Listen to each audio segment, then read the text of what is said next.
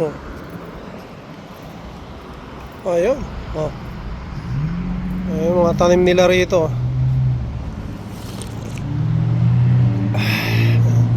Konti lang mga par, pero meron pa rin, di ba?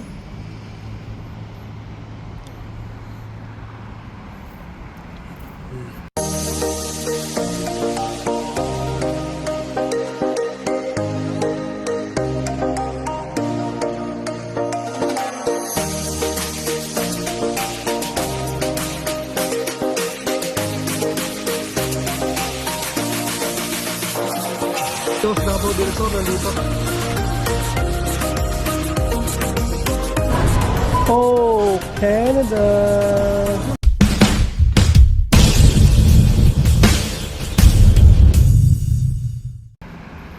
Dito yung inano ko. Tingnan nyo mga par, di ba?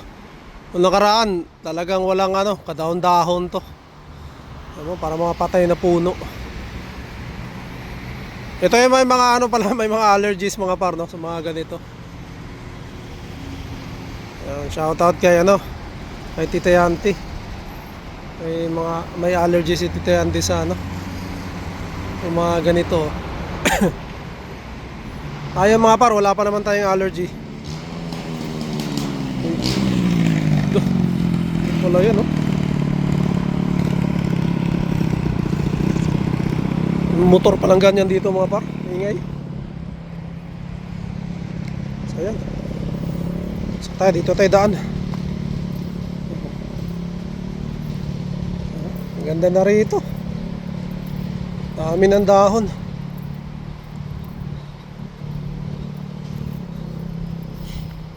Dito rin ako mga par, kung na ano yung panood nyo yung last previous vlog ko na pangarap nating mamundok. Dito yun, doon yun, no, masok ko dyan. Ang ganda rito.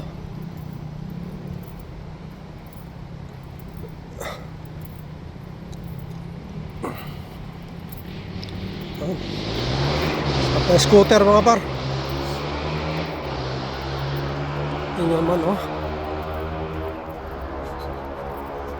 Ang dami ng ano. Talaga namang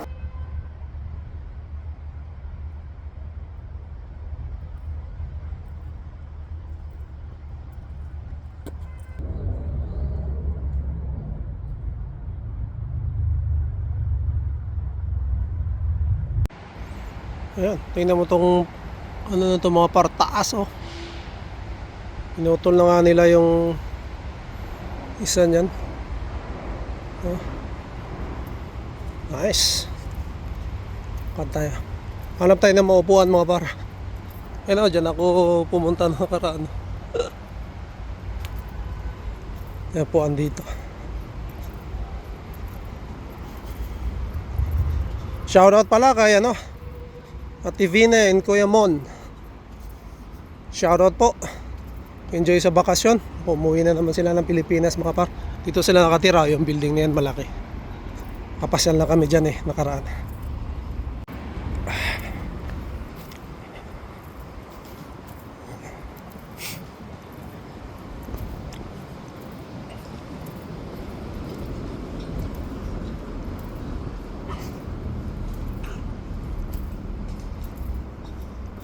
Maupuan mga par. Ayun.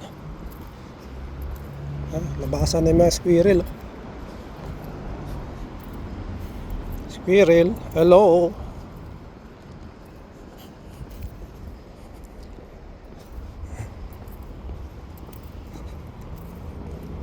Tayo mga par. Ito tayo rito.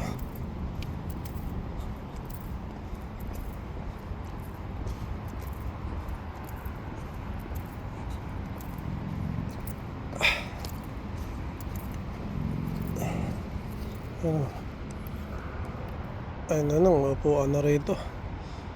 Dito may lagusan. Ito, tambay muna tayo rito saglit mga par. Popo muna tayo. Enjoy natin tong kulay green na ano, background natin. Dingon-dingon lang tayo rito kasi sabi ni Kuya Mon may coyote raw rito. Baka nasa likod na natin yung coyote mga par. Oh, delikado. Natalikod pa naman tayo sa sa bush. Ayan, magbasa lang tayo ng mga comment mga par sa mga previous vlogs natin. Nagpapasalamat po ako sa suporta ninyo na lagi kayo nandyan at nagko-comment kayo at nanonood syempre at nagla-like syempre sa ating mga previous vlogs, maraming salamat. So basa tayo doon sa unang upload ko mga par, yung pwede kayo mag-hike doon sa Wilkett Creek Park. Maganda doon mga par. Kung gusto nyo mag-ihaw-ihaw, tumambay, kasama yung mga family nyo, mga bata, pwede kayo doon. May ilog din doon, May mga nagpwesto nga malapit sa ilog. So maganda yun mga par sa Wilkett Creek Park, sa North York. Ayun, basahin lang natin. Shoutout para Arnold Booker, Sabi niya, buti hindi ka naliligaw dyan par. Yun. Hindi naman, tinatandaan lang natin yung tinatandaan natin. Biniro ko pa nga si par Arnold, sabi ko may dala akong pusa. Biniro ko pa. Yun, shoutout para Arnold Booker. Lods, shoutout. And then doon sa tribute nung tiyuhin natin na mayapa na, ayan, Papa Nonoy, maraming salamat. Basahin natin din yung mga nag-comments doon. I-acknowledge lang din natin, Ashley Rialo, condolences bro. Praying for the whole family, comfort and strength this time of grief.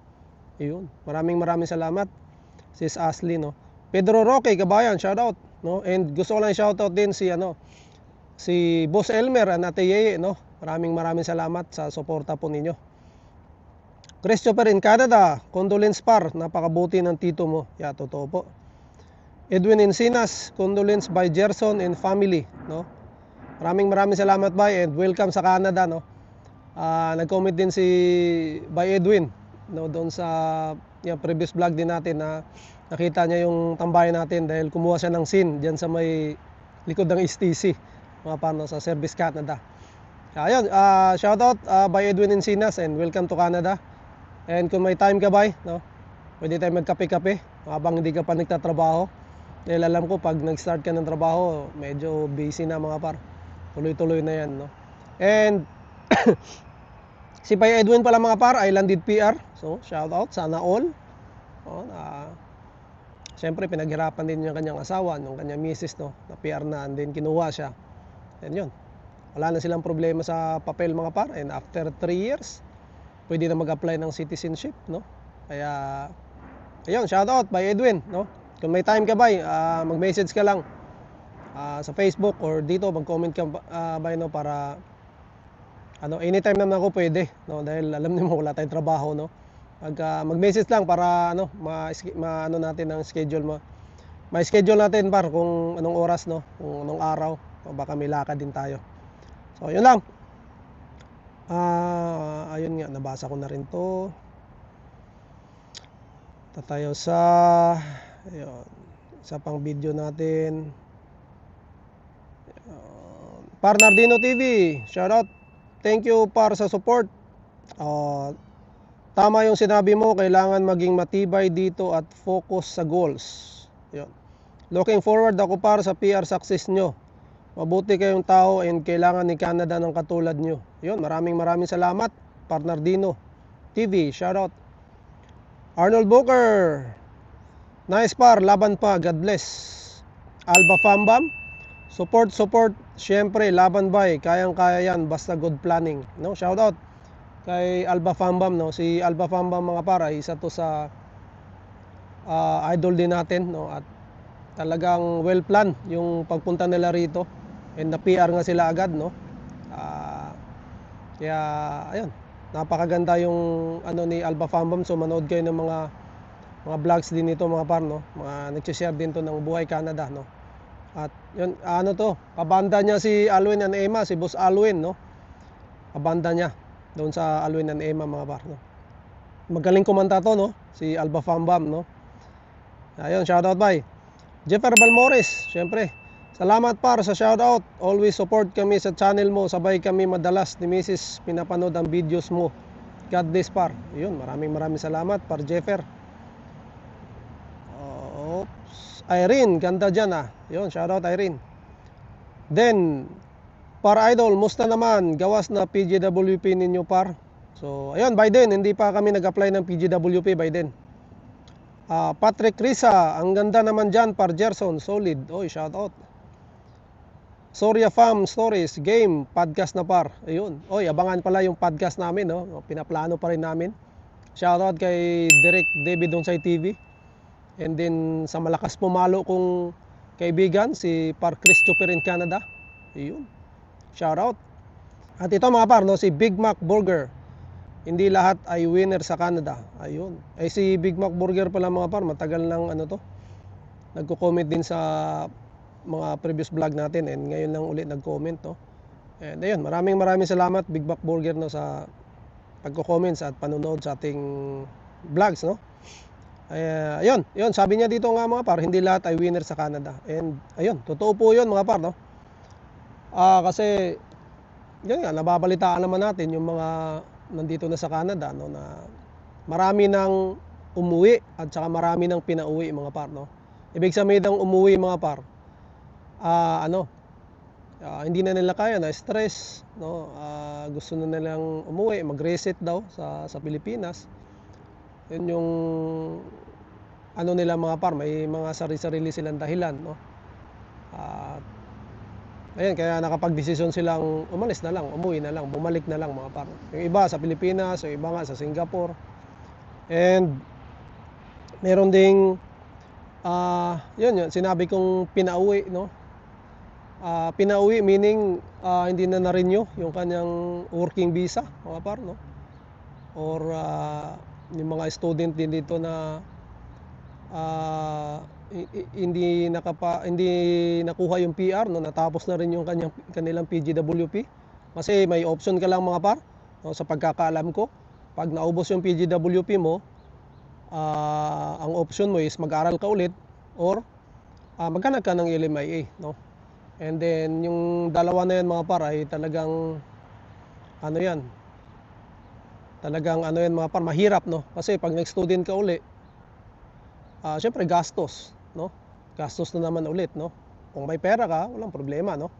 At yung LMIA mga par ay yun nga, malamang nasa mga malalayo na yan, sa province na yan mga par, no. Which is maganda rin naman dahil ang priority nga ngayon, ng mga priorities ngayon, yung mga rural mga par, no, or mga lalayo sa city.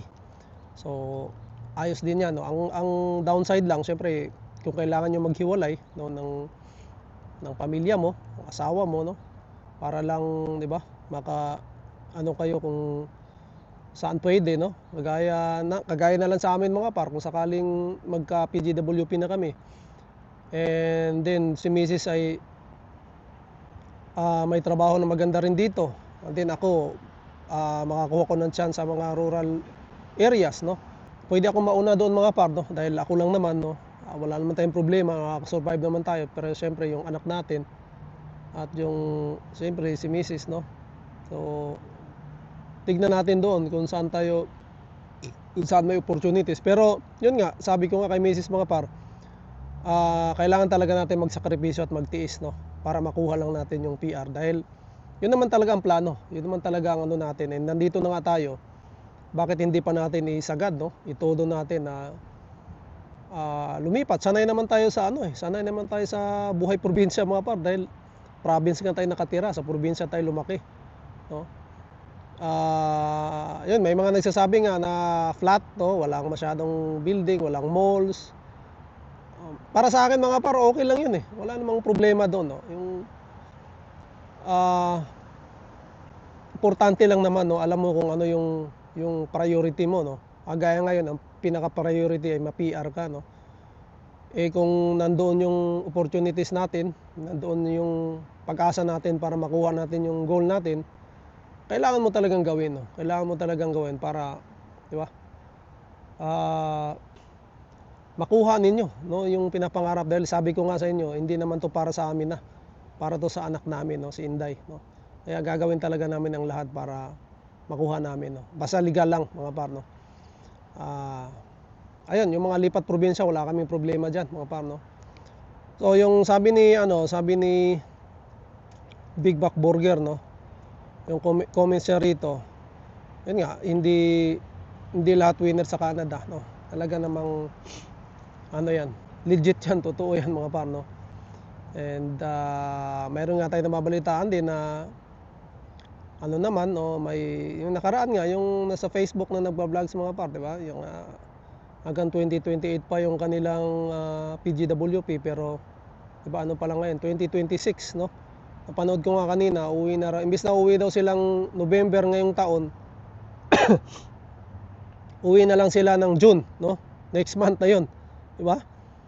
Pero yung PGWP nila mga par hanggang 2028 pa. Pero gusto na nilang umuwi, no? Hindi na nila tatapusin. May 2 taon pa mga par, di ba? Well, sabi ko nga sa inyo, kanya-kanya tayo ng rito, ng sitwasyon, no? Maaaring sa kanila siguro hindi na nila kaya, or siguro maganda ang buhay nila sa Pilipinas, no? Mas nakita nila na mas mag-i-enjoy sila doon. May mga kanya-kanya tayong dahilan mga par, no? Kaya walang mali sa desisyon kung gusto niyo nang umuwi or gusto niyo mag-stay, no. At yun, sa mga gusto mag-stay na katulad namin, talagang sakripisyo, tiis, no, para lang makuha yung mga goals natin, no. At para rin sa ating pamilya mga par, no. Huwag nating isipin yung hirap or lungkot or kung ano pa man, no, na nararamdaman nyo, no. Ang isipin lang natin na yun, para sa mga bata, para sa mga anak natin, no, na sa future nila, yun na lang, no. Yun lang talaga yung kasi pag inisip mo yun, parang magaan na, no, para sa iyo. And ayun lang, no. And maraming salamat pala, no, sa lagi nakasuporta sa atin sa mga vlogs natin. Thank you po. And shout out din pala kay Ate Vina and Kuya Mon, no, na dito lang nakatira. Ayan lang, dyan na yung bahay nila sa gilid mga par, yung may condo dyan, no. Nagbabakasyon ngayon sa Pilipinas. Enjoy po kayo, Ate Vina and Kuya Mon. And kita-kita po tayo pagbalik ninyo dito sa Scarborough, no. And syempre shout out kay Kuya Roland and Ate Wanel, no, na lagi nakasuporta din sa atin. Shout out. And gusto ko lang i-shout out din sila Sir Brigido Acosta and Ma'am Edsel, no, na lagi rin yan nakasuporta, and kasama natin sa City Alliance family yan. And naghihintay nga tayo ng ganap sa City Alliance, no. Kasama ko nga sila dyan mga par, no, sila Michael Ares kay sila Ma'am Ina, no. Kasama natin yan sila. Yan yung mga solid na kaibigan natin simula pagdating natin dito hanggang ngayon, no. Sila Sir Ali Paras, sila Kuya Rainier and Ate Lovim, no, na nagbabakasyon ngayon, nag-iikot sa Europe, no. Shout out. And ayun, no, maraming salamat, and congratulations pala kina Crystal and Marvin, no. Crystal Side de Lareta and Marvin, no, na nanganak na po, no. Yung may baby na sila, baby girl, no. Shout out po kay Crystal and Marvin. Maraming salamat mga par, no. Siyempre ang aking Pinoy Tambayan family. Shout out kay Parmark Soria, Christopher in Canada na malakas pumalo, and kay Derek David Hunsay TV, no. And siyempre yung podcast namin na pinagpaplanuhan pa rin namin hanggang ngayon. Abangan nyo. And siyempre yung live namin sa Pinoy Tambayan tuwing Friday ng gabi. Usually mga 9 PM yan mga par, no. Depende kay Parmark, no. So ayun, abangan, bukas na yun mga par. Mga par, dito ko muna tatapusin ang aking vlog, no. Maraming salamat sa inyo, sa lagi nakasuporta, sa nagla-like, sa nagko-comments, no. Maraming salamat. To God be all the glory, and we'll see you in my next one. Bye!